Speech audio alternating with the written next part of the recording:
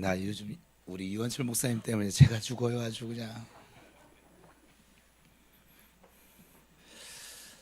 할렐루야. 이 목사님 저렇게 할 수 있는 게 저는 참 부럽습니다. 저는 저렇게 해본 적이 없어요.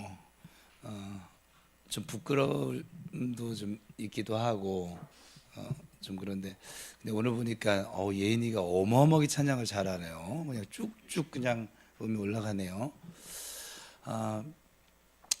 옆에 사람하고 서로 축복하겠습니다. 잘 오셨습니다. 예. 당황하지 마요. 그냥 그게 안 되면 그냥 있어도 돼요. 편안하게. 다른 분들이 조금 어색해하거든. 왜 저러나 그러지 말고 그냥 내비둬요. 그냥 뭐 자기 성질대로 사는 거지 뭐. 그렇죠? 다시 한번 축복하겠습니다. 주님께서 당신을 사랑하십니다. 네, 맞아.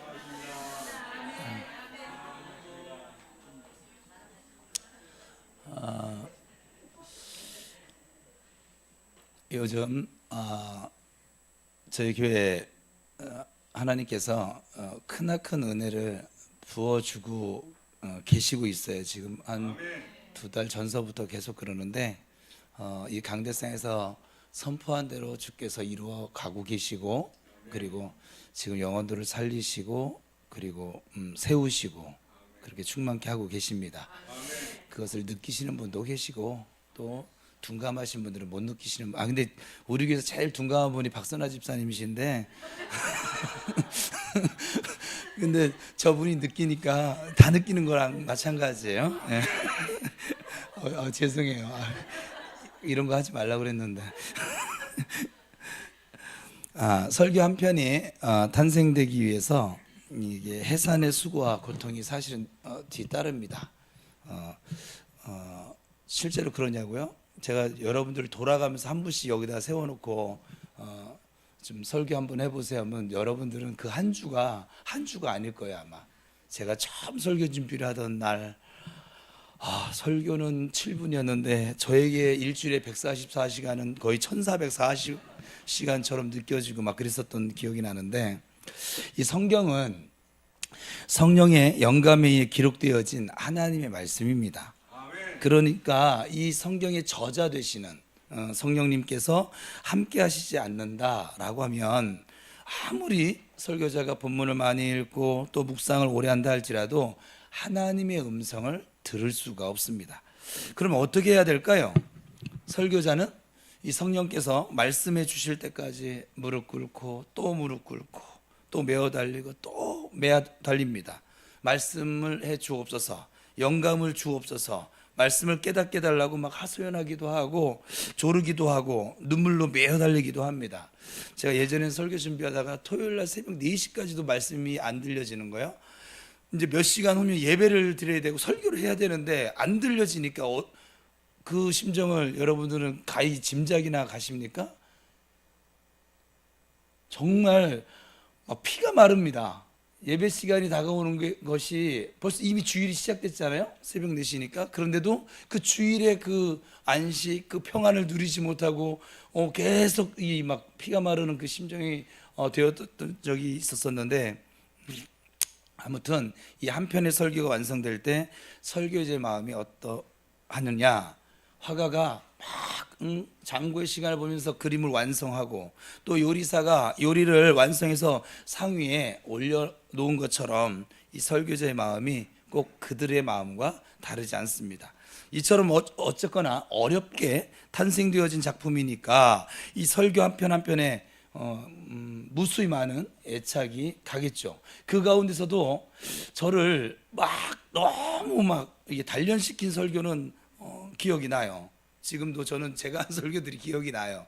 남이 한 설교도 기억이 나지만 제가 한 설교들이 기억이 나요. 성도들하고 신방 가서 그래서 제가 했던 설교를 물어보면 저들은 기억을 못 하더라고요. 왜냐, 나하고 정성이 달라서 그런 것 같아. 내가 볼 때는 거기서 끝난 것이 아니죠.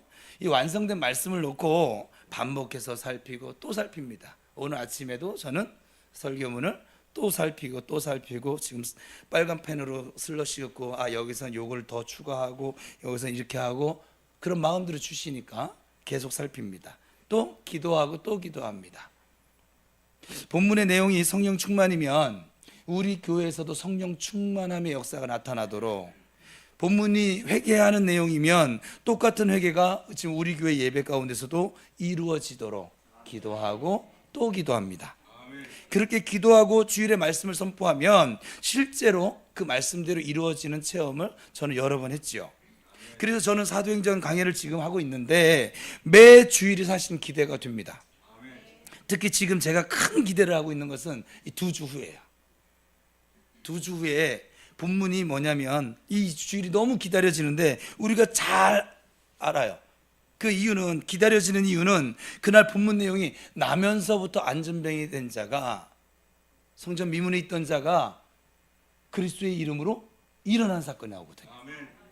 저는 2주 후에 여기에 그 안전뱅이 같은 분이 누굴지 모르겠지만 주님께서 그날 병자들을 일으켜 세울 것이고 치유하는 역사를 일으켜 주실 줄로 믿습니다. 그걸 제가 믿어요. 그러니까 기다려지는 거죠. 지금 여러분도 그날을 위해서 기도로 준비해 보시기 바랍니다. 누구든지 예수님께 병을 가지고 믿음으로 나아오기만 하면 능히 치료받습니다. 그날은 여러분의 주변에 병든 사람들이 있으면 초청을 해서라도 데려오십시오. 괜찮습니다. 또 저 목사님 또 왜 저러시나 막 그러죠 막. 근데 그러면 분명히 역사가 나타남을 믿습니다. 믿음으로 몇 주 동안 기도하시고 믿음으로 말씀을 선포하고 믿음으로 명령하게 될 때 왜 능력이 나타나지 않겠습니까? 묵상 조금 한다고 해서 설교가 준비되어지느냐?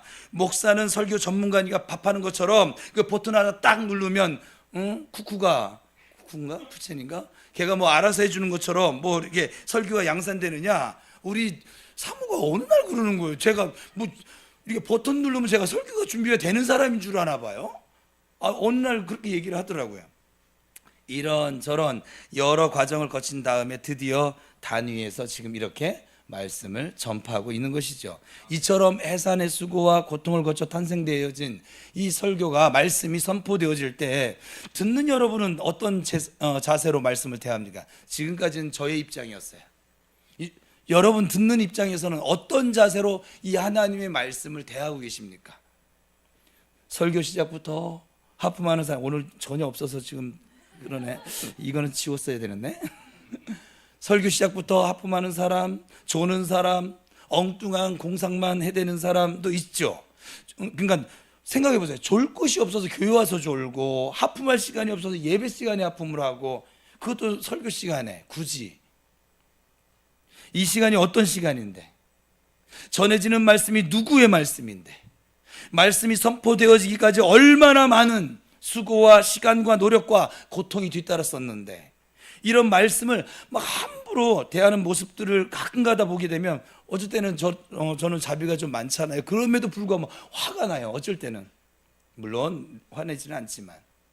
그럼에도 불구하고 이 앞에 있는 설교자들이 저를 포함한 설교자들이 힘을 얻는 것은 한눈 한번 팔지 않고 진지하게 하나님의 말씀을 받아들이고 은혜 받는 성도들이 거의 대부분이기 때문에 그렇습니다. 조는 사람 때문에 제가 설교를 망치진 않아요. 그 한 사람 때문에. 그 한 사람만을 위한 시간은 아니기 때문에 그래. 진지하게 은혜 가운데 듣고 있는 사람들 때문에 더 말씀을 잘 준비해야겠구나, 주님의 음성을 들어야겠구나, 그런 자꾸 도전을 받게 되는 것이죠. 여러분, 말씀을 진지하게 대하시기 바랍니다. 아멘. 교회가 교회답게 바르게 세워지려면 나의 말씀 듣는 자세부터 바뀌어져야만 합니다. 아멘. 하나님의 말씀을 하나님의 말씀으로 받아들이지 않는다면 어떻게 내가 바른 신앙생활하는 성도가 될 수 있겠습니까? 하나님을 존중하지 않는데 어떻게 하나님의 교회가 바르게 세워질 수 있겠습니까? 여러분, 말씀을 언제나 존중하시기 바랍니다. 아멘. 설교 시간엔 하나님, 이 시간 나에게 말씀하옵소서. 아멘. 제가 듣겠습니다. 아멘. 이런 자세로 말씀을 대하시기 바랍니다. 아멘. 하나님을 존중하면 하나님께서 여러분을 존중해 주십니다. 아멘.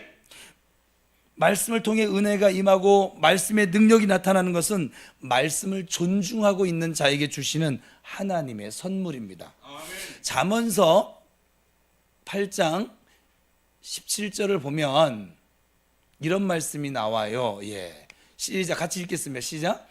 나를 사랑하는 자들이 나의 사랑을 입으며 나를 간절히 찾는 자가 나를 만날 것이니라. 하나님을 저 말씀의 법칙에 대입을 하면 하나님의 말씀을 존중하는 자들이 하나님의 존중의 은혜를 입을 것이고, 하나님의 말씀을 최선을 다해서 듣는 자가 하나님께 최선을 다해서 그에게 은혜를 주실 것이니라. 말씀을 존중히 여기시길 바랍니다. 여러분, 눈으로만 듣는 척, 이 앞에 있는 목사 눈 속여서 뭐 하겠다고, 저는 가끔가다 그런 성도를 보면 좀 멍청하게 느껴져요. 저 하나 속여서 뭐 할 건데요? 무슨 이 유익이 따를 것이고 무슨 요즘은 잘 속지도 않긴 하는데 그러니까 눈으로만 듣는 척 할 필요 없어요. 마음으로 들으시고 영적인 귀를 열어서 주의 말씀을 들으시길 바랍니다. 그러할 때 말씀 그대로의 내용이 우리의 삶에 이루어져 가는 것을 보게 될 것입니다. 자, 그러면 이제 본문 들어가서 베드로의 첫 설교의 결과가 무엇이었습니까? 이제 2주 동안 설교를 우리가 좀 나눴는데 첫 설교의 결과, 열매가 뭐였어요? 3,000명의 구원입니다. 오늘 본문에 읽었잖아요. 지금 3,000명 구원입니다. 이 한 편의 설교가 이렇게 엄청난 일을 이루었어요. 한두 명도 아니고 3,000명을 구원합니다.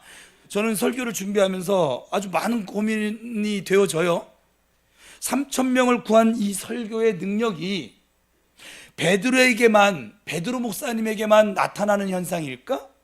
오늘 이 시대에는 이 설교의 능력이 약화되어졌을까? 그래서 저는 기독교 역사를 살펴보면서 이 위대한 설교가라고 이름 칭호를 받고 있는 사람들의 행적을 살펴봤어요. 하나님께서 웨슬레를 사용하셔서 또 스펄전을 사용해서 영국이란 나라를 살리셨습니다.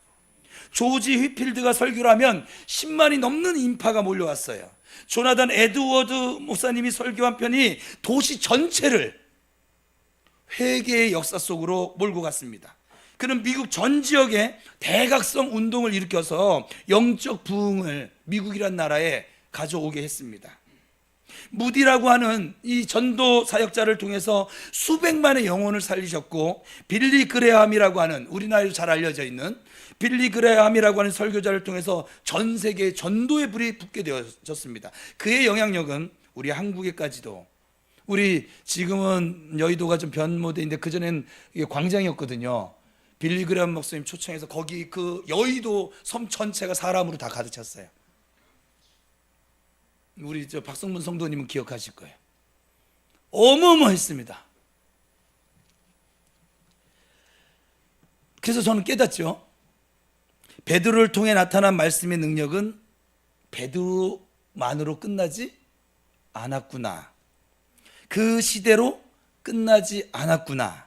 모든 시대를 거쳐서 여러 설교자들을 거쳐서 지금도 진행되어져 가고 있구나.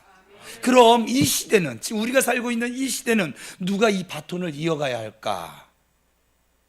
이제는 한두 사람이 이어받아서는 안 되겠죠. 말세가 됐으니까.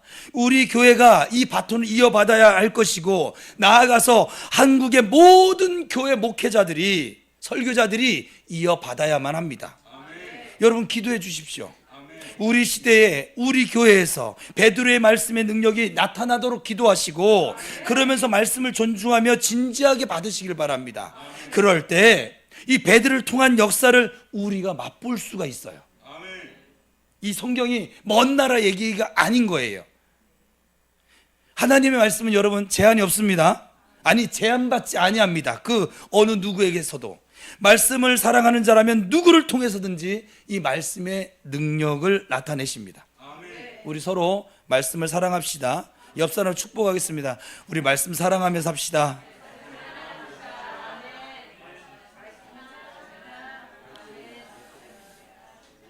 그래서 이 시대에 새로운 초대교회의 문을 열어봅시다.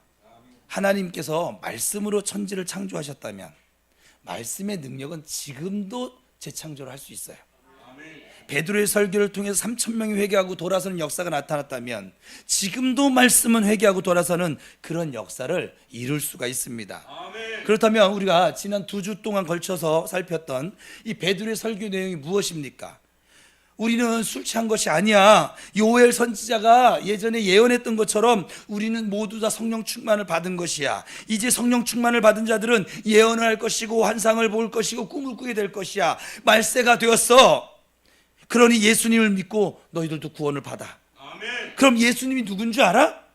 하나님이 정하신 뜻에 따라 이 땅에 오셔서 권능을 베푸시다가 십자가에 못 박혀 죽으신 분이죠. 그런데 하나님이 그 죽으신 예수님을 다시 살리셨어. 그리고 우리가 바로 그 일의 증인이야. 아멘.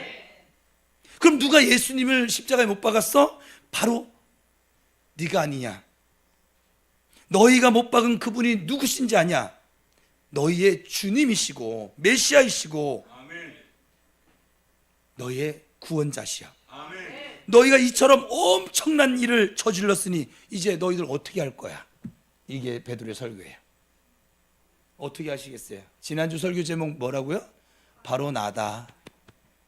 예수님을 십자가에 죽게 만든 그 사람이 로마 병정이 아니고 유태인들이 아니고 바로 나다. 지금도 하나님의 말씀을 떠나서 하나님과 등 돌리고 살아가는 불신앙으로 살아가는 바로 나다. 너희들 어떻게 할 거야? 이것이 설교의 내용이었고 베드로는 이 내용을 담대하게 외쳐 듣는 이들의 심령을 깨트리기 시작했습니다. 그래서 어떤 반응을 보였습니까? 오늘 본문인데 37절 좀 빨리빨리 해주세요. 37절 시작. 그들이 이 말을 듣고 마음에 찔려 베드로와 다른 사도들에게 물어 이르되 형제들아 우리가 어찌할꼬. 저희가 이 설교를 듣는 순간 말씀이 들려졌어요. 이게 큰 은혜인데 여러분의 심령에 말씀이 들려지는 은혜가 있기를 축복합니다. 사실 말씀이 들려지지 않는다는 커다란 비극이에요, 우리에겐. 왜냐하면 역사가 증명을 해주고 있어요. 하나님 말씀이 들려지지 않는 시대가 암흑 시대였거든요.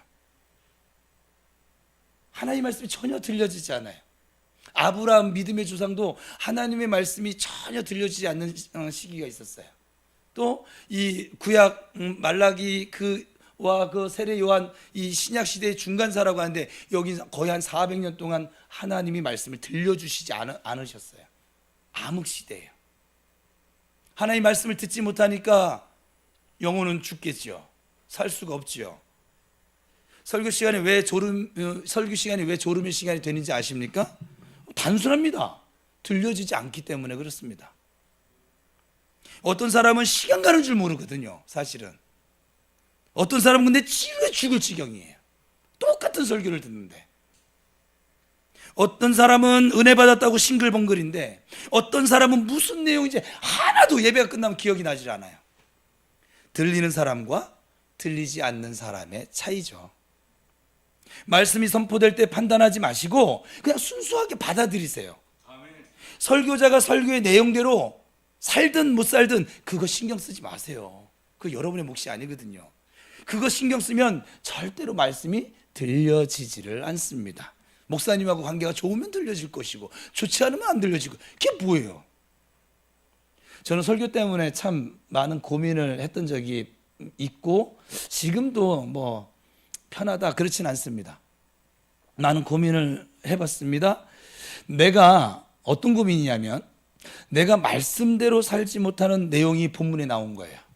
설교를 해야 돼. 지금 이렇게 강해 설교를 하면 이제는 이 성경이 저를 갖다 끼워 맞춰야 되거든. 평상시 때는 나에게 성경 말씀을 끼워다 맞춰놓고 설교를 하는 거거든요. 그게 주제 설교예요. 그런데 지금 이 강해 설교는 어때요? 본문 진행에 따라 나를 거기다 머리 들고 그러면 어떻게 해야 돼요? 나 씨름해야 돼요.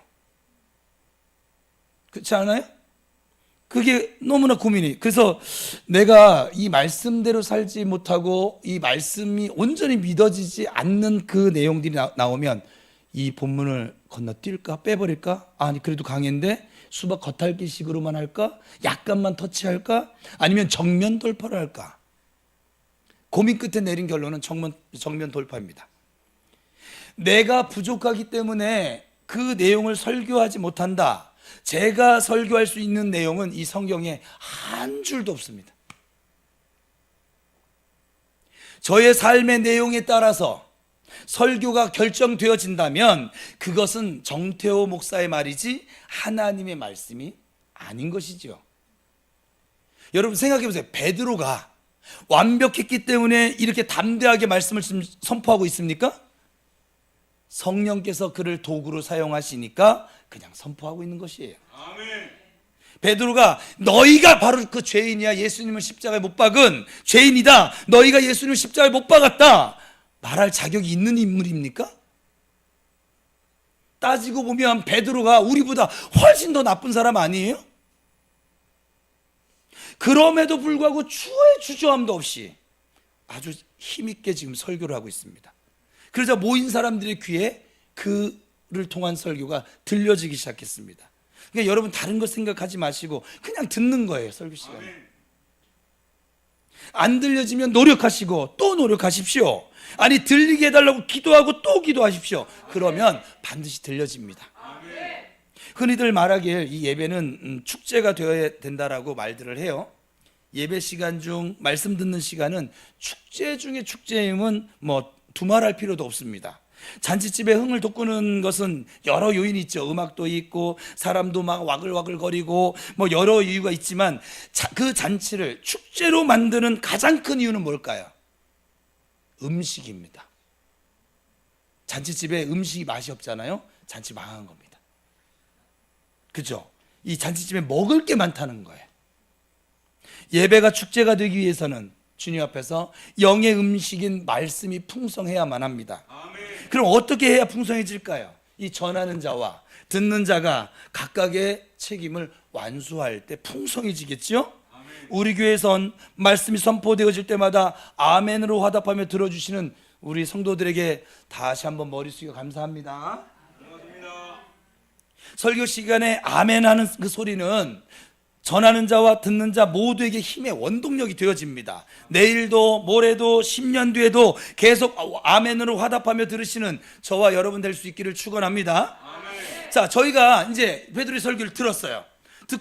들었더니 어떤 현상이 나타났습니까? 37절을 보면 두 가지 현상이 나타나죠. 뭐예요? 마음이 찔렸어요. 첫 번째 현상은 마음이 찔렸어. 하나님 말씀을 들으니까 마음이 찔렸어. 두 번째는 마음에 찔린 그것 때문에 우리가 어떻게 하지? 우리가 어찌할꼬? 내가 앞으로 어떻게 해야 되지? 내가 하나님 앞에서 어떻게 살아야지? 이런 이제 반응들이 일어났어요. 자, 첫 번째, 하나님의 말씀을 들으면 마음에 찔림이 옵니다. 자, 히브리서 4장 12절. 잘하는 말씀이지만 그래도 빨리빨리 좀 해줘요.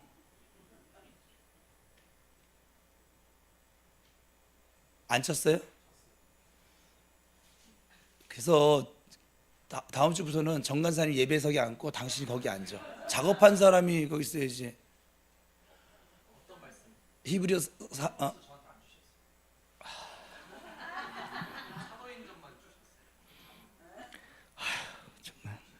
자, 그러면 그냥 제가 읽을게요. 여러분 잘 아는 말씀이니까. 하나님의 말씀은 살아있고 지금 바뀌었죠. 활력이 있어. 예전 성경에는 운동력이었어요. 활력이 있어 좌우의 날선 어떤 검보다도 예리하여 혼과 영과 및 관절과 골수를 찔러 쪼개기까지 하며 또 마음의 생각과 뜻을 판단하리니, 그렇게 말씀하고 있어요. 그러니까 설교가 무엇입니까? 하나님께서 우리에게 말씀하시는 것입니다. 구약 시대 때 선지자들이 하나님 말씀을 전할 때 어떻게 전했어요? 여러분, 우리 지금 선지서 읽고 있는데 너희는 나 여호와의 하나님의 말씀을 들을지어다 아멘. 라고 선포했습니다. 나 선지자가 여호와의 말씀을 받아서 전하노라, 이렇게 전하지 않았어요. 나 여호와 하나님의 말씀을 들어라 라고 하는 것이었습니다. 하나님이 말씀하시는데 찔림이 오지 않을 수가 있습니까? 하나님 말씀 앞에 공중에 나는 새도 들에 있는 들풀도 길가의 돌멩이도 찔림을 받아 하나님을 찬양하게 되어지고 영광을 돌리는데, 우리에게 찔림이 없다면 길가의 돌멩이보다도 하나님을 사랑하지 않고 있다는 증거가 아니겠습니까? 자, 두 번째는 첫 번째는 마음의 찔림이고, 두 번째는 우리가 어찌할꼬 하는 반응을 보였습니다. 마음의 찔림이 오면 대개 이 세 가지 반응이 와요. 첫 번째는 회개하는 사람이에요.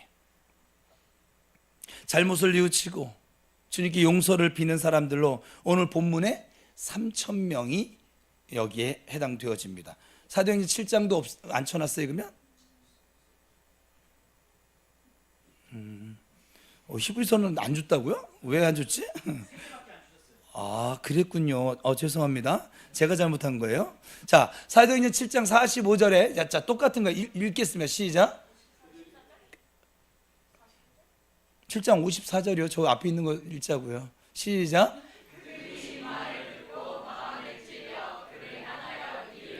이게 뭐냐면 스데반 집사가 말씀을 전했어요. 말씀을 전했는데 그 있던 회중들이 뭐냐면 이 하나님의 말씀을 듣고 마음이 찔린 건 똑같아요. 그죠? 우리 지금 2장과 똑같아요. 근데 그 다음에 반응이 달랐죠. 그를 향하여 결국은 돌 집어 던집니다. 이제 돌로 쳐 죽이는 사건이 벌어지는데 똑같은 말씀을 들었는데 어떤 그룹은 회개하는 역사가 나타나고 어떤 그룹은 오히려 반대로 돌로 쳐 죽이는 반응이 나타났어요. 자, 세 번째는 사도행전 24장 25절 같이 읽겠습니다. 시작.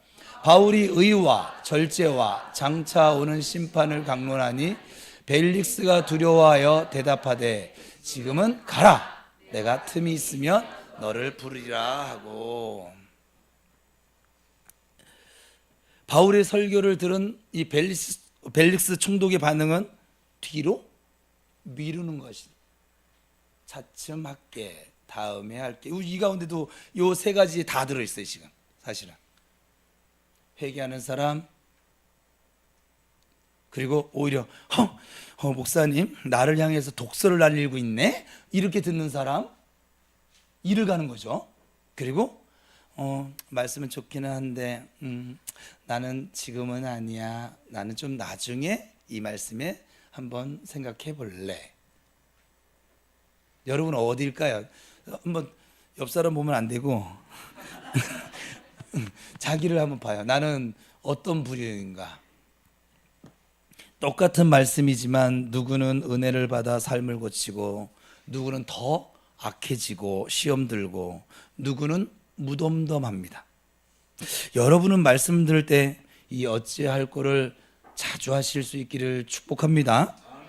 내가 예수님을 십자가에 못 박았으니 어찌할꼬, 내가 악하고 게을러졌으니 어찌할꼬, 내가 기도하지 못해서 이렇게 교회에 문제가 생겼으니 어찌할꼬, 내가 충성하지 못했으니 어찌할꼬, 내가 지금 전도를 못하고 있으니 어찌할꼬, 내가 봉사를 못하고 있으니 못했으니 어찌할꼬. 여기저기 훌쩍거리고 눈물 훔쳐내고 통곡하고 가슴을 치는 역사가 나타나야 정상이지 않을까요? 그런데 그게 없어요. 잠깐 깨닫는 것으로 끝인 것이죠. 이 벨릭스 총독처럼 우리에게 어찌할꼬가 많아야 살 줄로 믿습니다.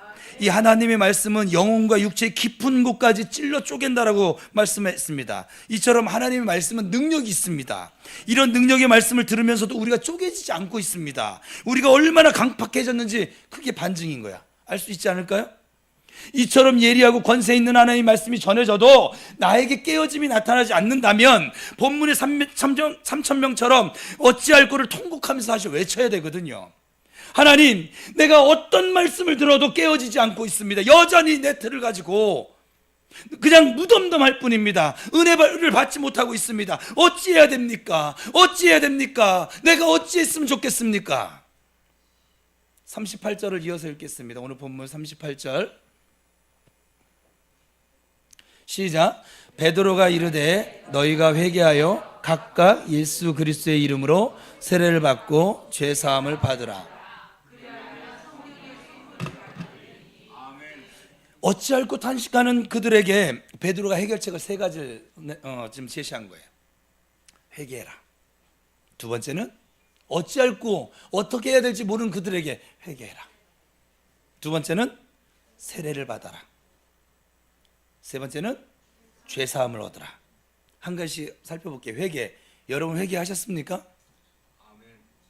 이 회개라고 하는 말은 세상을 바라보면서 세상을 사랑하던 삶에서 방향을 하나님께로 돌려서 하나님을 사랑하는 것이 회개입니다. 아멘. 여러분 방향을 전환하셨어요? 아멘.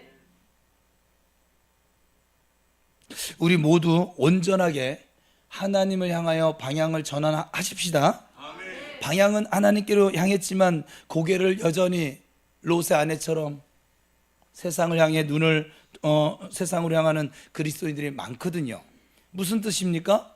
기도는 방향이 전환되어졌습니다. 주일 성수도 방향이 전환되어졌습니다. 그러나 돈을 사랑하면 아직도 방향 전환이 되지를 않았습니다. 성질머리도 방향 전환이 되지를 않았습니다. 이제 막 예수 믿은 사람이 방향 전환 안 된 것은 사실 괜찮습니다. 이제 시작이니까. 그러나 10년, 20년 예수 믿은 사람이 아직까지도 방향 전환이 되지 않았다면 그건 문제가 굉장히 많은 거예요, 사실은. 제가 아는 목사님 계신데 제가 그 목사님한테 그렇게 얘기했거든요. 뭐냐면 이 목사님은 고속도로만 올라가면 시속이 150km예요. 교회차로. 그걸 고칠 마음도 없고 생각도 없고 그냥 150km예요. 제가 그 차를 한번 탔다가 목사님은 가속 페달이 구원을 못 받았네요. 방향 전환이 안 됐다는 것이죠. 그래요? 부분적으로 방향 전환은 이루어졌는데 온전히 하나님을 향하지 못하고 있는 사람들이 이 지금 한국교회 안에 너무 많은 것이죠. 온전히 방향 전환하십시다. 아멘. 또 어떤 분은 방향을 전환을 하긴 했지만 제자리에 가만히 서 있는 사람이 있습니다. 또 어떤 사람은 뒷걸음질을 쳐서 점점 더 세상으로 가까이 나아가는 사람도 있습니다. 세상이 좋아서 뒷걸음을 치다가 탕자처럼 아버지의 시야에서 완전히 벗어나는 경우도 있습니다. 저나 여러분이 탕자 되지 말란 법이 있을까요? 하나님을 떠난 자의 모습을 탕자가 아주 잘 보여주고 있죠. 탕자를 기다리고 있었던 것은 돼지가 먹는 쥐염 열매였습니다. 즉 돼지가 먹는 꿀꿀이 죽을 먹고 살았다는 말과 같거든요. 그것도 부족해서 늘 배가 고팠습니다. 늘 갈증입니다. 그래도 세상이 그렇게 좋을까? 철저하게 방향 전환하고 우리 모두 하나님께 나아가야 될 줄로 믿습니다. 둘째, 세례를 받으라 했습니다. 회개가 이루어졌으면 세례를 받아야 합니다. 여러분은 세례를 받으셨습니까? 세례가 무엇입니까? 그렇죠. 이게 내가 은퇴할 때까지는 계속 해줘야 될 것 같아요. 그죠? 예, 아무리 설명을 해줘도 안 되는군요, 이게. 제가 전해주는 게 굉장히 다른 목사님들에 비해서 굉장히 여러분 외우기 쉽게 단순하게 전해주는. 우리 지금 세례 공부하고 있는 은영아, 세례가 뭘까? 야, 너 여기서 팍 나와야 돼. 네. 크게 얘기해봐요. 정답을 얘기하려고 하지 말고 네가 믿는 바대로 얘기해봐. 그러면 뭐래요? 그건 세례식이고, 그건 세례식 맞아요. 세례식 그거 맞아요. 와, 잘했어요. 세례 줘도 되겠다. 예. 근데 세례가 뭐냐고. 아유, 그래, 정말 미치겠다 정말. 자, 따라가. 세례는 예수와 함께 죽고 예수와 함께 살고. 아니, 왜 이게 그렇게 어려울까요? 예수와 함께 죽고 예수와 함께 사는 게 세례예요. 죄에 대하여 죽고 의에 대하여 사는 것이 세례입니다. 다른 사람이 세례가 뭡니까? 예, 세례가 뭐예요? 예, 예수와 함께 죽고 예수와 함께 살고. 잊어버리지 마세요. 그래서 주님의 죽으심과 내용적으로 보면 부활에 동참하는 사건이 세례입니다. 그러면 셋째는 이제 죄사함입니다. 예수 안에 있는 자는 누구든지 죄의 문제를 해결받습니다. 할렐루야. 모든 죄를 다 사해 주셨습니다. 이제 용서받지 못할 죄는 없습니다. 아니, 우리의 미래의 죄까지 다 용서받아 버렸습니다. 여러분, 예수님의 그리스도의 보혈의 능력은 여러분이 생각하는 그 정도가 아니에요. 그냥 완벽합니다. 퍼펙트예요. 더 이상 이 죄의 문제를 가지고 어느 누구도 저와 여러분을 송사할 수 없어요. 고소할 수가 없어요. 주님이 선포하셨어요. 누가 이제 이 그리스도의 보혈의 은총을 받은 너희를 송사할 수 있냐, 고소할 수 있냐, 심판할 수 있냐, 자꾸 정죄할 수 있냐? 없다. 어떤 존재도 없다. 근데 마귀는 계속 와서 너 같은 게 무슨 목사야, 너 같은 게 무슨 집사야, 너 같은 게 무슨 30년을 교회 다녔다고? 자꾸 이렇게 조소하죠. 거기에 당하면 돼요, 안 돼요? 안 돼요. 따라합시다. 예수 그리스도의 이름으로 명하노니 나를 괴롭히는 더러운 영아 떠나갈지어다. 떠나갈지어다. 우리가 믿는 복음은 그렇게 하찮은 것이 아니에요. 죽을 영혼 살리는 능력이라고요. 여러분들이 앞으로 지을 때까지 예수 그리스도께서 십자가 상에서 완벽하게 다 그 피를 흘리시면서 그 죄값을 치러 놓으셨다고요. 여러분은 이미 홍해를 건너왔어요. 다시 홍해를 건너가서 그 죄 때문에 구원을 받지 못하는 상태로 애굽으로 돌아가는 그 상태로 갈 방법이 이제 없어져 버렸어요. 왜냐하면 홍해가 다시 물이 찼어. 그들이 건너올 때는 홍해가 갈라졌으니까 건너왔잖아요. 근데 이제 홍해가 다시 찼어. 가봐요 거기. 배 타고라도 건너가서 구원받지 못할 생각이면 배 타고 가시고 건너갈 수가 없어요. 이 사실을 믿으시기 바랍니다. 여러분은 의인입니까? 죄인입니까? 네, 의인입니다. 죄가 없고 죄를 짓지 않기에 의인입니까? 아니요. 여러분 지금도 죄를 짓고 있습니다. 예수 그리스도의 십자가 보혈이 나의 죄를 덮어주셨고 내 죄값을 완벽하게 치러주셨습니다. 그러니 우리는 의인입니다. 그리고 하나님께서 법적으로 의인이라고 도장을 쾅쾅쾅 찍어주셨습니다. 하나님이 나를 의인이라고 부르는데 누가 나를 죄인이라고 정죄할 수 있냐고요? 없어요. 없다고요. 잠시 살아가다가 처질 수는 있지만 그렇다고 여러분이 죄인은 아니라고요. 고린도전서 1장 2절에 의하면 바울은 고린도 교회 교인들을 향해서 성도라고 호칭을 붙였어요. 성도, 거룩한 무리란 뜻입니다. 즉 하나님의 백성이란 뜻입니다. 저 세상 사람들, 죄인들과 구별되어진 사람이란 뜻입니다. 고린도 교회 교인들이 어떤 사람들이에요? 여러분 생각해 보세요. 이 말이 고린도서에 나와. 고린도 교회가 성경에 나타난 말씀하고 있는 교회 가운데 고린도 교회처럼 문제가 많고 죄 많은 교회도 없을 것입니다. 심한 파벌, 시기와 분쟁, 심지어 음행이 심해서 아비의 아내, 그 엄마잖아요. 아비의 아내를 취하는 일도 벌어졌었어요. 성경에 보면 성령의 선물로 받은 은사를 가지고 내 은사가 더 좋아, 네 은사가 더 좋아, 내 은사가 더 뛰어나, 네 은사가 더 뛰어나 하면서 분쟁이 일어났던 교회가 고린도 교회입니다. 이런 그들을 향해 사도 바울을 통해서 하나님은 너희들은 거룩한 무리 성도야. 옆에 오늘 축복합시다. 당신은 성도입니다.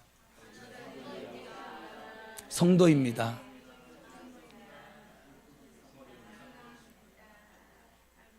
우리도 똑같습니다. 우리에게는 여전히 부족함이 많습니다.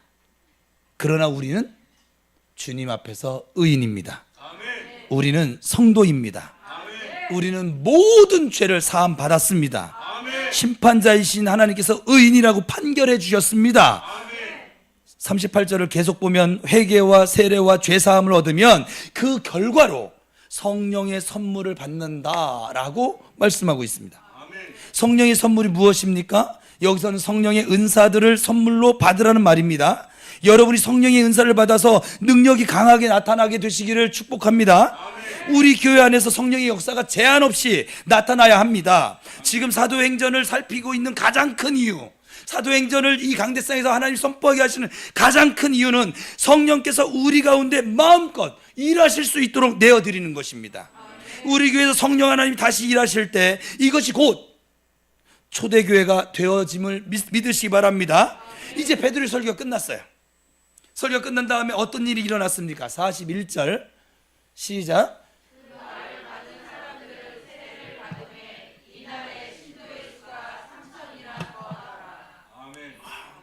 제자의 수가 3천이나 더했습니다. 이제 예수님의 제자가 3,120명이 되는 순간이었습니다. 이 천국 확장은 사실 순식간입니다. 3천이나 더하더라. 그 현장 중심에 지금 저와 여러분이 서 계신 것이고, 여러분의 외침이 영혼을 살리는 외침이 되실 수 있기를 축복합니다. 우리 교회의 제자의 수가 3천이나 더하더라. 할렐루야. 다 같이 우리 통성으로 기도하십시다.